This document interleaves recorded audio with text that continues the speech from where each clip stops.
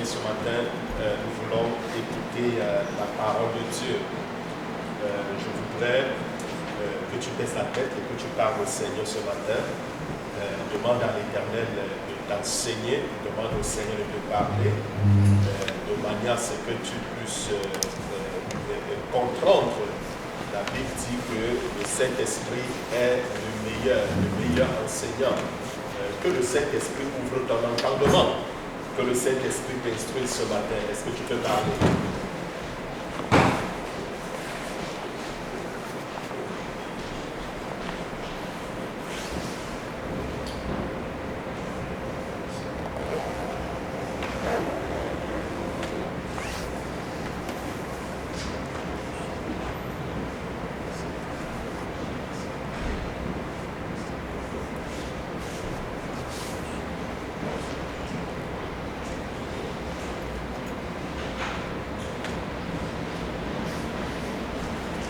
Au nom de Jésus. Amen. Alors, bien aimé, le thème du message de ce matin est tout simplement intitulé « L'intercession pour atteindre le monde pour Jésus ». L'intercession pour atteindre le monde pour Jésus. Est-ce que vous savez que juste à cause de votre prière, vous pouvez atteindre le monde pour Jésus?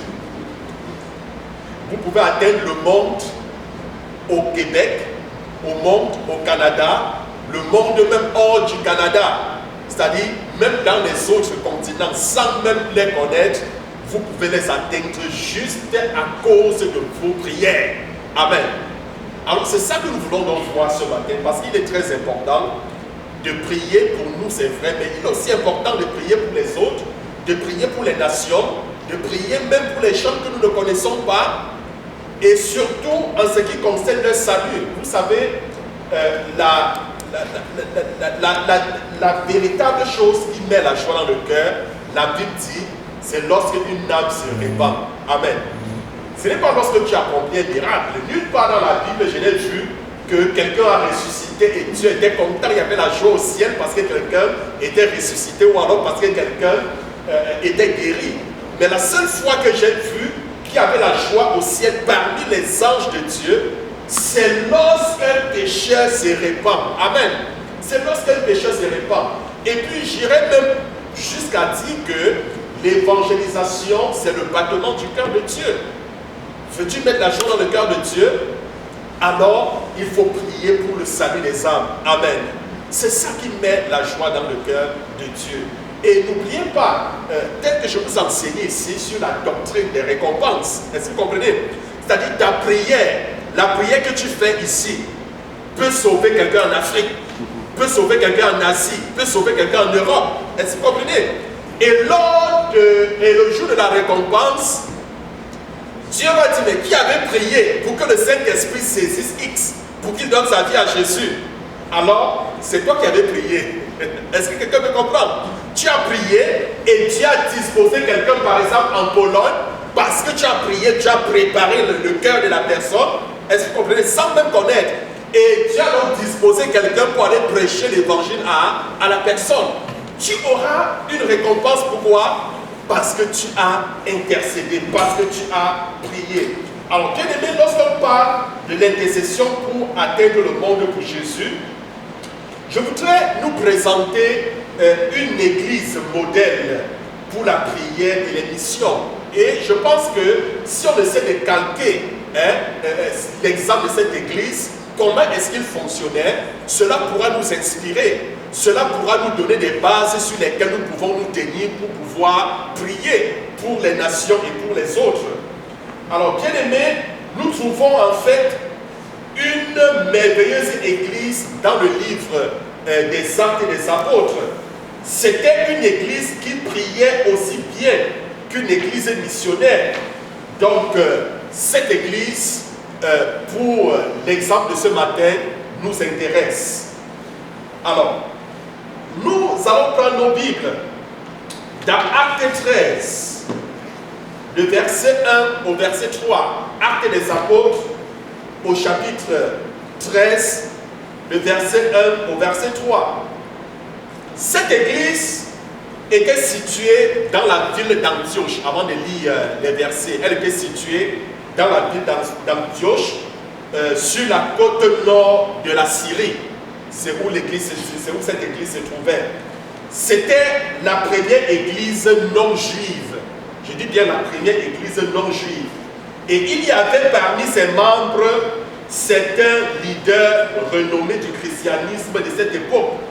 Luc, en fait, nous parle du caractère et du ministère spéciaux de cette église. Alors je lis, la Bible dit quoi? Il y avait dans l'église d'Antioche les prophètes et les docteurs, Barnabas, Simon, Niger, Lucius, Mahen et Saul. Cependant qu'ils servaient, pendant qu'ils servaient le Seigneur dans leur ministère et qu'ils jeûnaient, le Saint-Esprit dit, mettez-moi à part Barnabas et Paul pour l'œuvre à laquelle je les ai appelés. Alors, après avoir jeûné et prié, il leur imposait les mains et les laissait partir. Alors, bien aimé, ces trois versets renferment, je dis bien ces trois versets, renferment six idées qui nous aideront à comprendre le genre de personnes dont Dieu se sert pour atteindre le monde, pour atteindre les autres. Est-ce que quelqu'un me comprend? Je dis bien ces trois versets renferment six idées qui nous aideront à comprendre le genre de personnes que Dieu se sert pour atteindre les autres, pour atteindre les nations. Amen. Alors, la première idée, la première chose qui se dégage de ce texte, de cette église, nous constatons que c'était des membres qui vivaient selon la parole de Dieu. Voilà la première chose qui ressort. Les membres qui vivaient selon la parole de Dieu.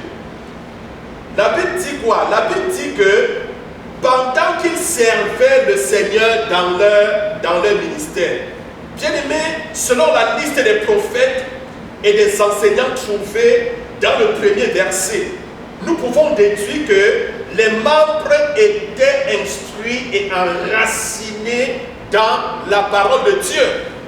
Et ceci nous amène tout simplement à comprendre que Dieu se sert des personnes qui vivent selon sa parole. Dieu se sert des personnes qui sont instruites et enracinées dans sa parole. Si vous voulez être un canal par lequel Dieu va se servir pour toucher les autres, vous devez connaître, vous devez vivre selon la parole de Dieu. Vous devez connaître la parole de Dieu. Vous devez être enraciné dans la parole de Dieu. Vous ne pouvez pas connaître la parole de Dieu si vous ne la méditez pas jour et nuit, si vous ne la mettez pas en pratique. Bien-aimé, Dieu ne se servira pas de toi si tu ne connais pas sa parole. C'est très important. C'est très important. Donc, il est important de connaître la parole de Dieu. Il est important de méditer la parole de Dieu jour et nuit. C'est très important. Et nous nous rendons donc compte que c'était une église dont les membres vivaient selon la parole de Dieu. Ils vivaient selon la parole de Dieu. Dieu se sert de celui-là qui vit selon sa parole, de celui-là qui se conforme à sa parole, de celui-là qui met sa parole en pratique. Souvent, quand quelqu'un dit « Seigneur, utilise-moi », alors j'ai bien envie de te dire « Mets en pratique la parole de Dieu et Dieu va t'utiliser. » Amen. Dieu ne se sert pas des chrétiens désobéissants, des enfants qui marchent dans la désobéissance, mais il se sert de ceux-là qui marchent dans l'obéissance. Alors la première chose, nous constatons que quoi? Que Dieu s'est servi des membres de cette église. Pourquoi? Parce qu'ils vivaient selon la parole de Dieu, ils étaient instruits dans la parole, ils étaient enracinés dans la parole de Dieu. Amen. La deuxième chose, c'était des membres qui adoraient. C'était vraiment des adorateurs. Des vrais adorateurs. Vous vous souvenez de notre formation sur la louange? Dieu dit que l'heure est là, l'heure est déjà venue où Dieu recherche les vrais adorateurs. Hein? Les vrais adorateurs, ceux-là qui vont l'adorer en esprit et en vérité. Donc la réalité c'est quoi? C'est que Dieu recherche une armée d'adorateurs. Je vous ai dit que le combat mené dans cette nouvelle dispensation, le combat mené par Dieu, on ne prend pas des armes physiques. Est-ce que vous comprenez? Quand vous regardez même dans l'Ancien Testament, chaque fois qu'Israël allait en bataille, lorsqu'ils allaient en bataille, pour la plupart des temps, lorsqu'ils recommandaient tout entre les mains de Dieu, qui sont ceux qui étaient mis devant au front, à la ligne, c'était qui? C'était des choristes. C'était des musiciens qu'on mettait devant. Alors que l'ennemi était avec des canons. Imaginez, vous affrontez une armée avec des canons, des avions de chasse, des lances et tout. Alors, pendant que l'autre armée vient avec tout cet arsenal militaire, alors l'autre armée vient avec comme instrument de guerre les musiciens. Est-ce que vous comprenez? Oui, tout simplement parce que la réalité c'est que les armes avec lesquelles nous combattons ne sont pas physiques. Ces armes sont spirituelles. Qu'est-ce que Dieu a dit? Il a dit dans Exode 14, au verset 14, aux enfants d'Israël, il a dit, gardez le silence et l'Éternel combattra pour vous. L'Éternel combattra pour vous. Il fait de nos combats ses combats. Il fait de nos ennemis ses ennemis. C'est l'Éternel qui combat pour nous. Donc, bien aimé, il recherche, n'est-ce pas, les vrais adorateurs. Parce que lorsque vous adorez Dieu en esprit, en vérité, la puissance de Dieu se déchaîne. Quelque chose se passe. Je vous ai enseigné sur le principe hydrologique. Un principe naturel qui s'applique aussi bien spirituellement. Alors, ce principe stipule tout simplement que lorsqu'il fait chaud, la chaleur, qu'est-ce que cela fait?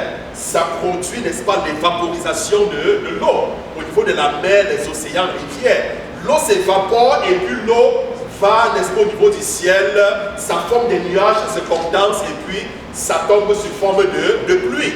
Alors le même principe spirituellement, lorsque nous adorons Dieu, lorsque nous louons Dieu, nos louanges montent à Dieu, nos louanges montent au ciel. Et il change ces louanges en bénédiction qu'il déverse sur nous. Gloire à Dieu. Donc, bien aimés, nos ennemis sont vaincus. Dieu agit lorsque nous louons, lorsque nous l'adorons. Bien aimés, c'était des membres qui adoraient Dieu. Et nous constatons que leur pratique était de servir le Seigneur. La Bible dit, ils servaient le Seigneur. Ils le servaient. C'était les pratiques de tous les jours. Le service d'adoration leur permettait d'accueillir Dieu dans chaque domaine de leur vie. Amen. Quand tu adores Dieu, tu permets d'accueillir Dieu dans chaque domaine. Je dis bien chaque domaine de ta vie. Sa sainte présence dans leur milieu était la source de leur vie spirituelle. Donc on se rend compte que c'est une église où Dieu se manifestait puissamment et à chaque fois qu'il se rassemblait. L'Esprit de Dieu était fort, la présence de Dieu était très forte. Pourquoi? Parce que c'était des membres qui adoraient Dieu constamment. Ils célébraient Dieu constamment. Est-ce que vous comprenez? C'est ça qui explique la forte présence de Dieu au milieu de chaque fois qu'ils se rassemblaient. Donc, bien aimé, Dieu se servira de quelqu'un qui l'adore, d'un adorateur. Amen. D'ailleurs, lui, il l'a dit dans Jean chapitre 8, verset 23, verset 24, qu'il recherche les vrais adorateurs. Alors, es-tu un vrai adorateur? Le Seigneur se servira de toi pour atteindre les nations. Est-ce que quelqu'un peut dire Amen? Amen. La troisième chose qui ressort, bien aimé, c'était des membres qui jeûnaient. C'était des membres qui jeûnaient. C'était des membres qui jeûnaient.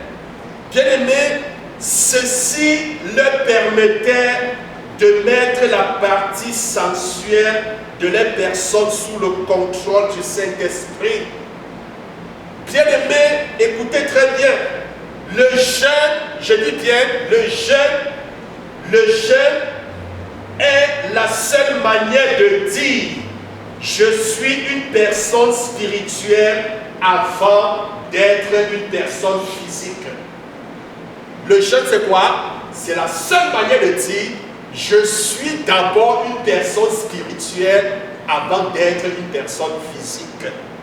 Le jeûne nous humilie. Le jeûne nous rapproche de Dieu. Est-ce que vous comprenez? Parce que quand tu décides de jeûner, c'est un moment où tu montres à Dieu que, mais écoute, avant d'être une personne physique, je suis d'abord une personne spirituelle. Parce que l'homme est corps, esprit et âme. Est-ce que vous comprenez? Mais quand la Bible dit, mais écoutez, c'est ça la constitution de l'homme. Souvent quand tu dors, tu rêves. Tu dors, tu rêves, tu te retrouves à Montréal alors que tu es à Québec. Tu te retrouves dans un pays du monde, peut-être en Afrique, au Cameroun, alors que tu es au Québec.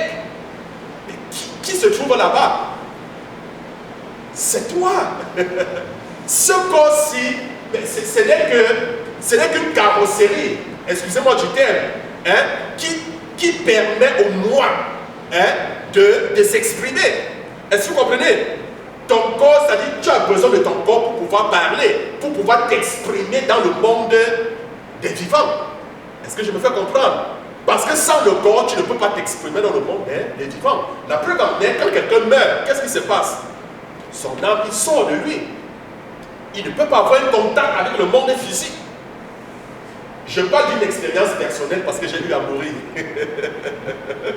J'ai eu à mourir, peut-être il y a plein de choses que vous ne connaissez pas un peu concernant. J'ai eu à mourir dans une situation, je dirais, similaire à celle de Job. Dans ma vie, j'ai traversé une situation similaire à celle de Job, où je suis mort. Je suis mort trois fois. Et je suis sorti de moi. J'ai cherché à communiquer avec ma maman qui était à mon chevet, au lit, mais je parlais, mais personne ne m'écoutait. Je parlais aux gens, mais personne ne pouvait m'écouter. Est-ce que vous comprenez? Donc, et quand j'entrais dans le corps, je pouvais maintenant, le contact s'établissait. Donc, le corps permet d'établir un contact avec le monde physique. C'est la même chose. Même les démons, pour s'exprimer physiquement, ils possèdent quelqu'un. Est-ce que vous comprenez? Pour pouvoir s'exprimer physiquement. Donc, bien aimé, le jeûne est très important. Pourquoi? Parce que le jeûne nous humilie. Le jeûne nous rapproche de Dieu. Et il y a des situations, il y a des prières qui ne peuvent être exaucées que lorsqu'on jeûne. Est-ce que quelqu'un me comprend? Il y a des situations, des problèmes qui ne comprennent que le langage du jeûne. Est-ce que quelqu'un me comprend? Mais écoutez, la Bible dit, on amena aux disciples, Jésus était sur la montagne, on amena aux disciples un malade. Il était possédé, il avait un esprit lunatique qui le jetait souvent dans l'eau, dans le feu. Alors la Bible dit, du matin au soir, les disciples, tous les disciples ont prié. Ils n'ont pas pu chasser un esprit, un démon qui habitait cet enfant. Du matin au soir, ils ont prié, rien. Et quand Jésus est revenu de la montagne, le parent de l'enfant s'est jeté aux pieds de Jésus en disant, Maître, j'ai amené mon enfant à tes serviteurs, à tes disciples, mais ils n'ont rien pu faire pour lui. C'était comme une insulte. Est-ce que vous comprenez? Ils n'ont rien pu faire. S'il te plaît, aide mon enfant. Et Jésus, à l'instant, menaça l'esprit, et l'esprit quitta à l'instant l'enfant. Mais les disciples étaient submergés. Alors, ils ont appelé Jésus de côté et lui dit, mais Seigneur, pourquoi n'avons-nous pas pu délivrer cet enfant? Pourquoi n'avons-nous pas pu chasser ce démon? Mais pourtant, tu nous as donné l'autorité d'aller et de chasser les démons. Pourquoi n'avons-nous pas pu? Mais qu'est-ce que Jésus leur a dit? Jésus leur a dit, ce genre de démons ne sont que par le jeûne et par la prière. Est-ce que quelqu'un peut comprendre? Ça veut tout simplement dire qu'il y a des situations qui obéissent uniquement au jeûne et à la prière. Quand vous traversez des problèmes compliqués, vous priez de manière ordinaire, ça ne marche pas. Est-ce que vous comprenez? Mettez-vous dans le jeûne et la prière. Est-ce que vous comprenez? Quand tu pries sans gêner, il n'y a pas de solution. Tu pries de manière ordinaire, pas de solution. Mets-toi dans le jeûne. Parce que c'est une situation complexe, c'est une situation compliquée, qui ne comprend que le langage du jeûne et de la prière. Donc, bien aimé, nous comprenons donc ici, nous voyons donc que c'est une église une église dont les membres jeûnaient constamment. Et c'est ça qui explique aussi cette proximité avec le Seigneur. C'est ça qui explique aussi le fait que la présence de Dieu était constamment avec eux. C'est ça qui explique le fait que Dieu pouvait se servir des membres de cette église pour accomplir de grandes choses. Pourquoi? Parce qu'ils étaient constamment dans le jeûne et dans la prière. Alors si tu veux que Dieu se serve de toi, je voudrais tout simplement te dire ce matin, sois un chrétien de jeûne et de prière. Apprends à jeûner, apprends à prier, c'est très important. Il m'arrive de prendre des jeûnes 3 jours sans manger, sans boire. Est-ce que vous comprenez? Selon que l'esprit me dirige, souvent je reste à 4 jours sans manger et sans boire. Apprends d'abord à jeûner peut-être du matin à 14 heures. Est-ce que vous comprenez? Recommande le jeûne à Dieu. Aie un objectif. Prie. Il faut que cet objectif concourt à la gloire de Dieu. Dieu va te donner la force, la grâce nécessaire pour pouvoir jeûner. Allez-y. Allez-y, c'est très important. Parce que tu vas te rendre compte que le jeûne va t'humilier, va te rapprocher de Dieu. C'est très très important. C'est très important. Donc, bien aimé, Dieu se sert des personnes qui jeûnent et qui prient. La quatrième chose qui ressort de cette église, nous constatons que c'était des membres qui entendaient et écoutaient la voix du Saint-Esprit. C'était des membres qui entendaient et qui écoutaient la voix du Saint-Esprit. Ils étaient en quelque sorte sensibles, je dis bien, ils étaient sensibles à la présence de Dieu. Ils étaient sensibles à sa présence et ils recherchaient sa direction pour leur vie ainsi que pour l'Église. C'était des membres sensibles à la voix de l'Esprit. Bien-aimé, Dieu se sert des personnes sensibles à la voix de l'Esprit. Si tu n'es pas sensible, apprends à prier, apprends à dire à Dieu, Seigneur, rends-moi sensible à la voix de ton esprit. Est-ce que quelqu'un me comprend? Apprends-moi à comprendre tes voix. Seigneur, Seigneur, Seigneur, que le Saint-Esprit, que mon esprit, frotte mon esprit à ta pensée. Connecte mon esprit au Saint-Esprit afin que je sois sensible à la voix de l'Esprit. Est-ce que quelqu'un me comprend? Apprenez à développer, apprenez à demander ces choses à Dieu.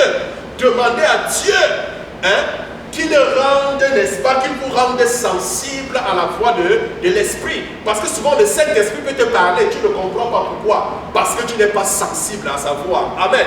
Tu n'es pas sensible à sa voix. Alors comment Dieu peut donc t'utiliser si tu n'es pas sensible à sa voix? Il peut te dire quelque chose, mais tu ne comprends pas. Mais pourtant il t'a dit. Amen. Tu ne comprends pas. Donc, il est important d'être sensible. Et nous constatons que c'était une église dont les membres étaient sensibles à la voix de l'Esprit. Mais c'était aussi des membres qui recherchaient la direction du Saint-Esprit pour leur vie ainsi que pour l'église. Ils recherchaient la direction. Donc, on comprend que c'était des membres qui dépendaient de Dieu et non d'eux. C'était des membres qui voulaient que la volonté de Dieu s'accomplisse dans leur vie et non leur propre volonté. Bien-aimés, Dieu se sert des personnes qui recherchent la direction de Dieu pour eux. Dieu se sert des personnes qui recherchent la direction de Dieu pour leur église. La direction de Dieu pour le monde. Je peux vous dire la vérité. Si tu recherches la volonté, la direction de Dieu pour l'église, Dieu va t'en donner. Seigneur, quelle est la direction pour l'église de ce mois? Quelle est la direction, Seigneur, pour la nation? Quelle est la direction pour ma famille? Dieu va te pousser à prier. Lorsque tu fais cette prière, il va t'amener à prier selon sa volonté. Il va t'inspirer. Donc, bien-aimés, cherchons la direction de Dieu pour nos vies, pour l'église. Soyons sensibles à la voix de l'Esprit et le Seigneur se servira de nous. La cinquième chose, bien-aimée, qui ressort, C'était une église dont les membres, c'était des membres en fait qui priaient. C'était des membres qui priaient. Amen. C'était des membres qui priaient. La deuxième référence à la prière et aussi aux jeunes nous montre qu'ils savaient que le combat spirituel serait une importante partie de leur ministère missionnaire. Le missionnaire serait secondé par la puissance combative du peuple. Nous nous rendons compte que c'est une église, c'était les membres de l'église qui priaient. Et c'est une église qui avait compris en fait que la réussite des missionnaires sur le champ de combat, sur le champ de bataille, dépendait d'eux. Est-ce que vous comprenez? C'est une église qui priait pour leurs pasteurs, pour les dirigeants. Lorsqu'ils partaient en mission, l'église était là pour prier. Et l'église savait que le succès des leaders dépendait de leur prière. Est-ce que vous comprenez? Le succès de leurs leaders dépendait de la prière qu'ils menaient pour eux.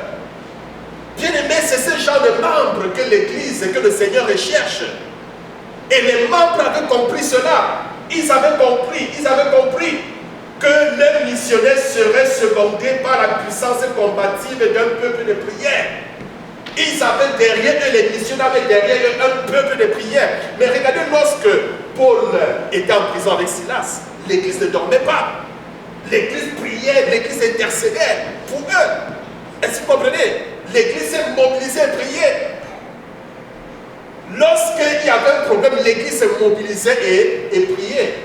Donc, bien aimé, c'est important. C'est important, même quand un membre, un bien-aimé a un problème, lorsque vous voyez une annonce, peut-être peut-être par courriel, on demande par exemple une mobilisation de prier pour un bien-aimé, puis il est important de te joindre et de prier. Parce que la Bible dit, l'union fait la force. Amen. La Bible dit, un chasse 1000 et deux mettent 10 000 en fuite. Et Jésus a dit quoi? Ceci montre la puissance de l'unité lorsque nous prions pour quelqu'un. Je ne dis pas que si tu pries seul, ça n'aura pas une efficacité. Mais c'est encore plus efficace lorsque nous nous mettons tous ensemble pour prier pour quelqu'un. Imaginez, s'il y a peut-être 10 000 ennemis, si la personne a 10 000 ennemis après elle, la Bible dit quoi? Un chasse 1000 et deux met 10 000 en fuite. Alors si je m'engage seul dans le combat, je chasse 1000, je vais prendre du temps, est-ce que vous comprenez? Mais si on se met ensemble, si un chasse 1000 et deux chassent 10 000, trois vont chasser combien? Vous voyez que la prière sera plus efficace. Plus efficace. Donc Jésus d'ailleurs n'a-t-il pas dit que si deux ou trois s'accordent pour demander une quelconque chose sur la terre, il sera accordé au ciel. Et puis le Seigneur a dit, portez-vous les fardeaux les uns pour les autres, priez les uns pour les autres. Amen. Donc, il est important de prier non seulement les uns pour les autres, mais de prier aussi pour l'Église. C'est bien important. Amen. C'est bien important.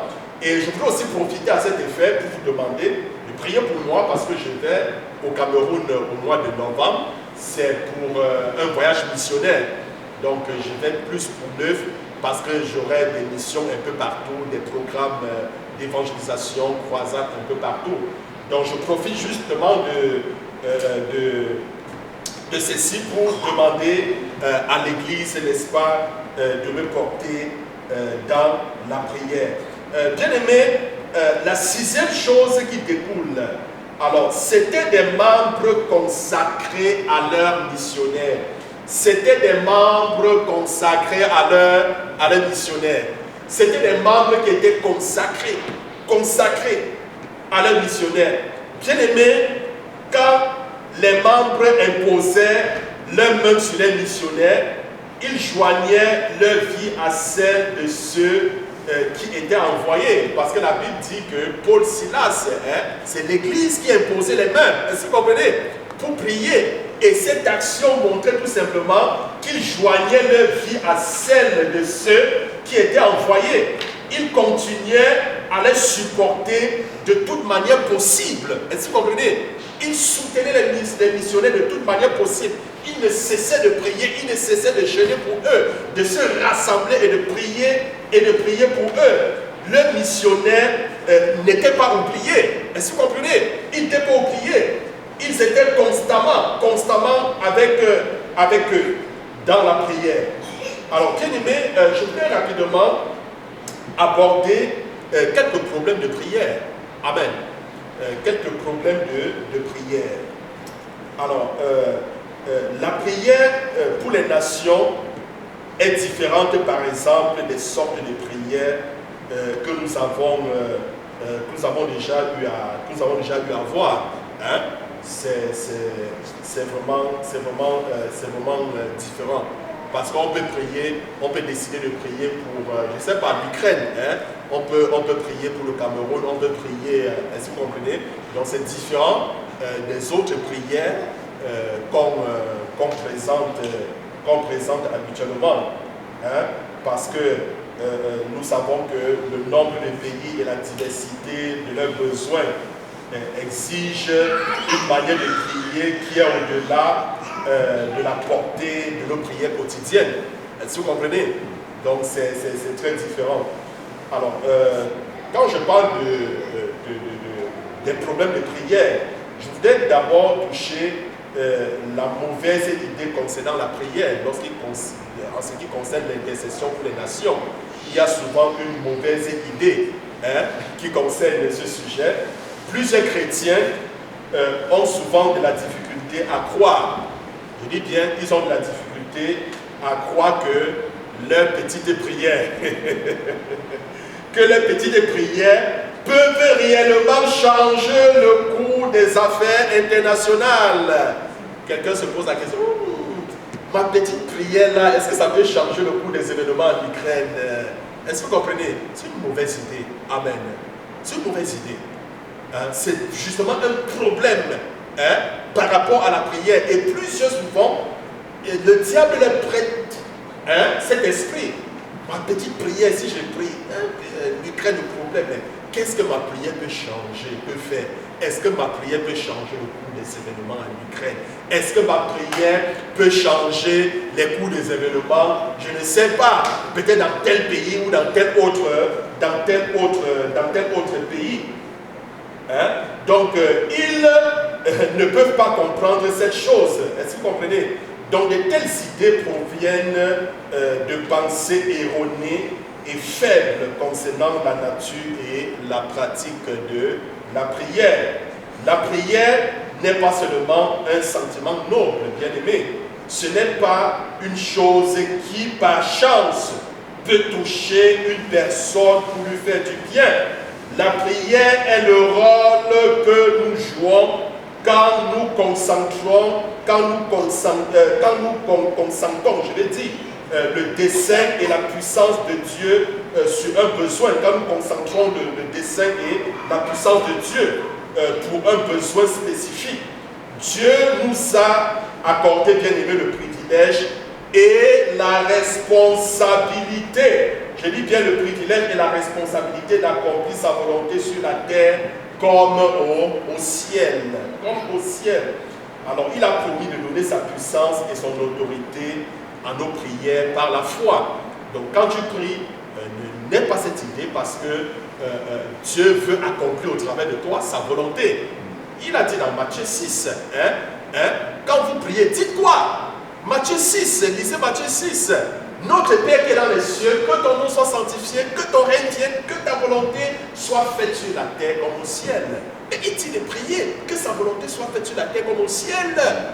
Ne pense pas que ta prière est minime, ne pense pas que ta prière est tellement petite qu'elle ne peut pas changer le cours des choses au niveau international. Non, prie. Et la volonté de Dieu en Ukraine, la volonté de Dieu en Libye, la volonté de Dieu en Syrie va s'accomplir tel qu'il a arrêté au ciel. Est-ce que quelqu'un me comprend ce matin? Nous devons donc prier parce que dans le monde, il y a des gens qui souffrent. Est-ce que vous comprenez?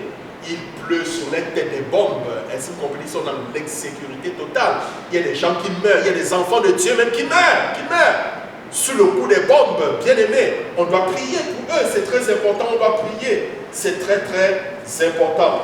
Alors, bien aimés, la deuxième chose, le deuxième problème en lien avec la prière, c'est le doute et le découragement. Le doute et le découragement. Est-ce que quelqu'un peut dire le doute et le découragement? Le doute et le découragement. Alors, bien aimé, le doute et le découragement.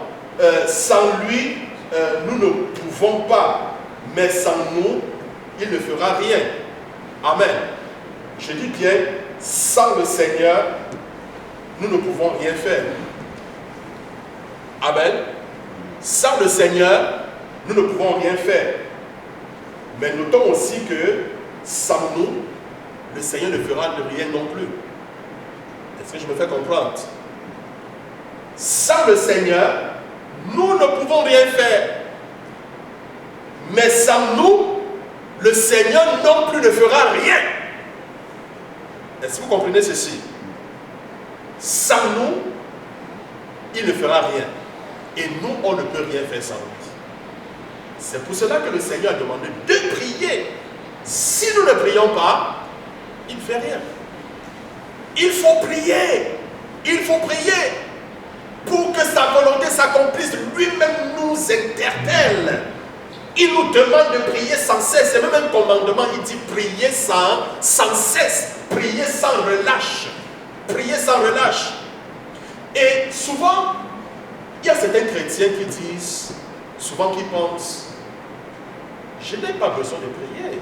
Mais Dieu connaît mes besoins. Ai-je besoin de prier pour que Dieu exauce mes prières? Mais oui, tu dois prier. La Bible dit dans Matthieu 7,7, demandez et l'on vous donnera. Frappez, l'on vous ouvrira. Cherchez, vous trouverez. Le verset 8 dit, l'on donne à celui qui demande, celui qui cherche trouve, et l'on ouvre à celui qui frappe. Si tu ne demandes pas, tu ne reçois pas. La Bible dit quoi? La Bible dit jusqu'à présent, vous n'avez rien reçu. Pourquoi? Parce que vous n'avez pas encore demandé. C'est ce que la Bible dit.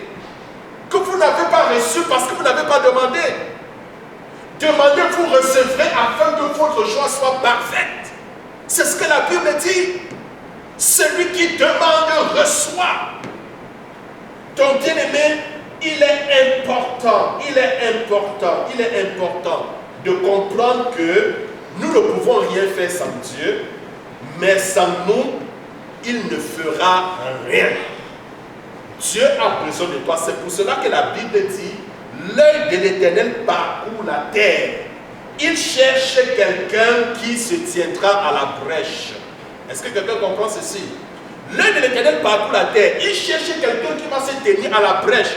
À la brèche dans ta famille, à la brèche dans ton quartier, à la brèche dans ta nation, à la brèche dans le monde entier. Parce que Dieu passe toujours par quelqu'un pour agir. Est-ce que quelqu'un me comprend? Il passe, c'est pour cela qu'il cherche quelqu'un par qui il va passer pour agir. Il ne peut pas agir sans passer par quelqu'un. Est-ce que quelqu'un me comprend ce matin? C'est très important.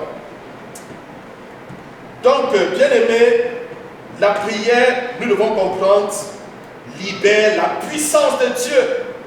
Donc, le diable ne veut pas nous entendre prier.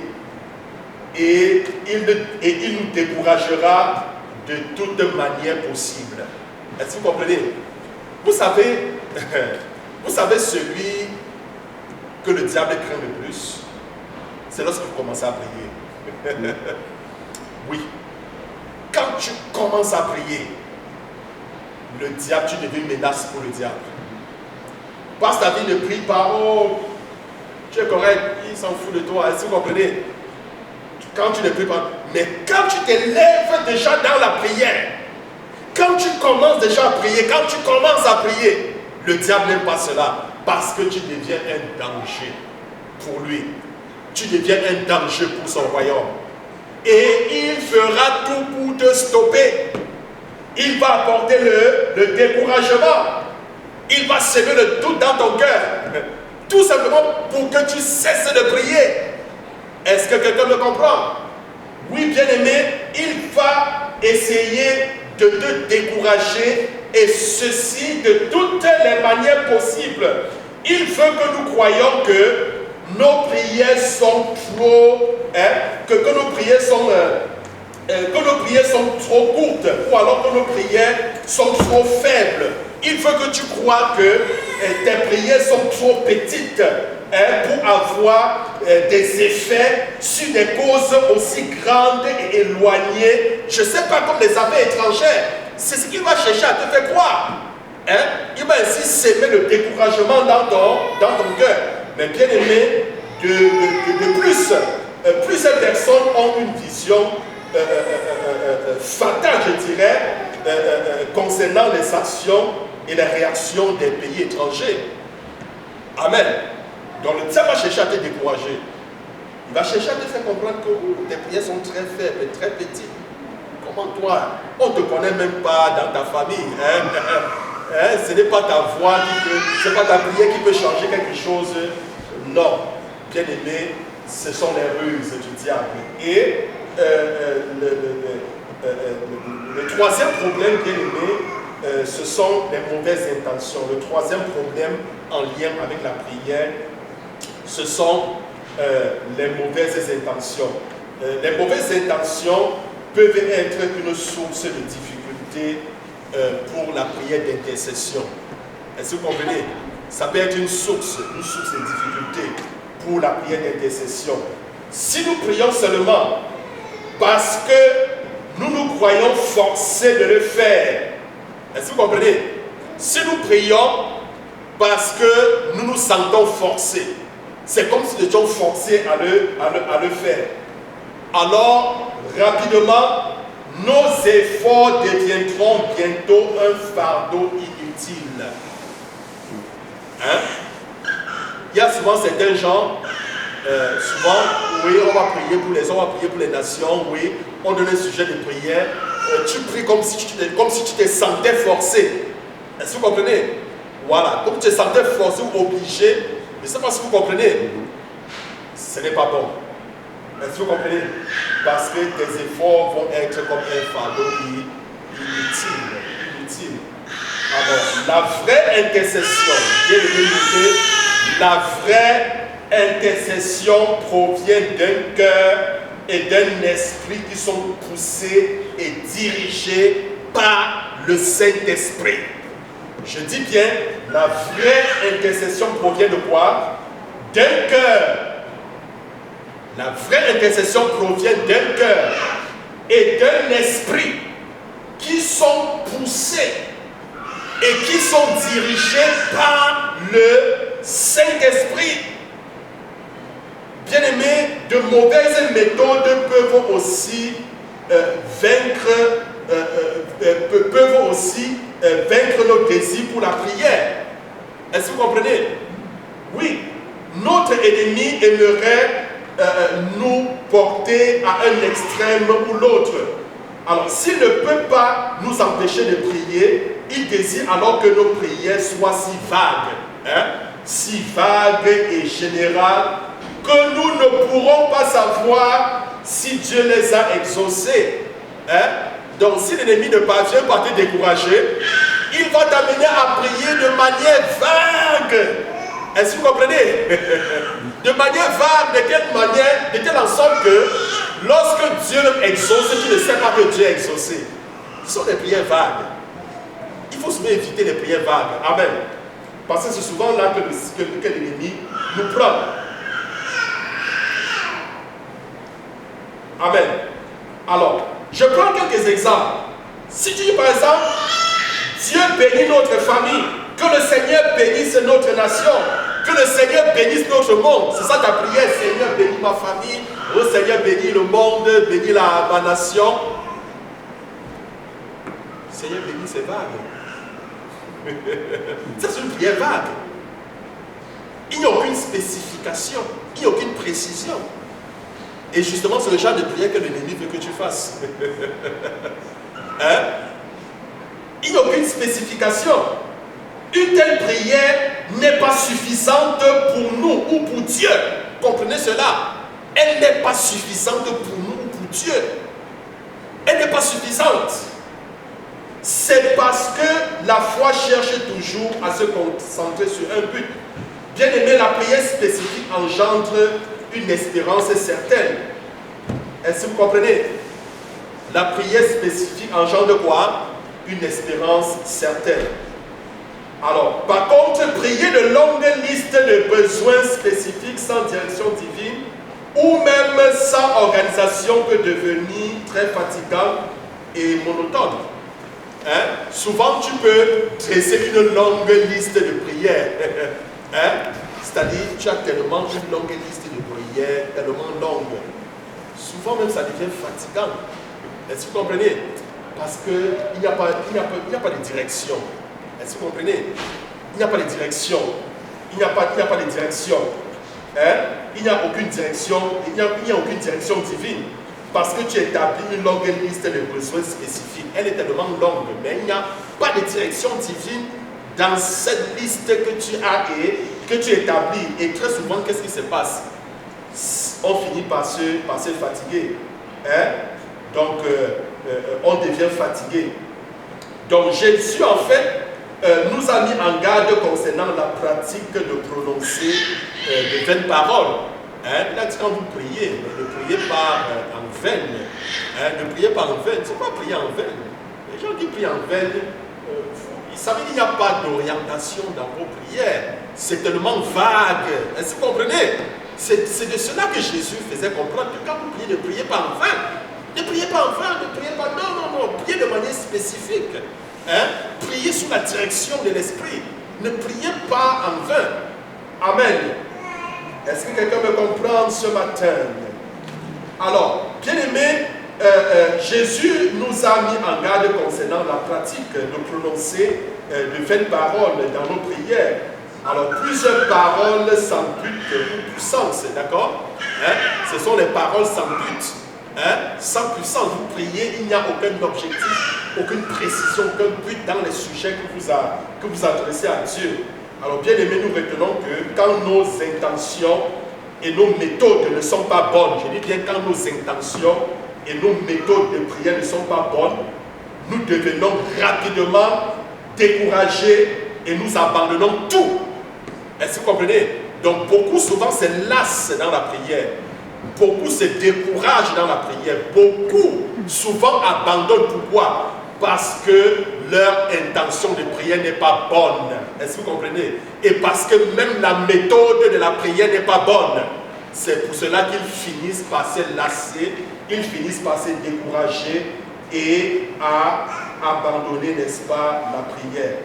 Bien-aimés, nous devons connaître la nature de la vraie intercession et la manière pratique et personnelle dont elle œuvre. C'est important.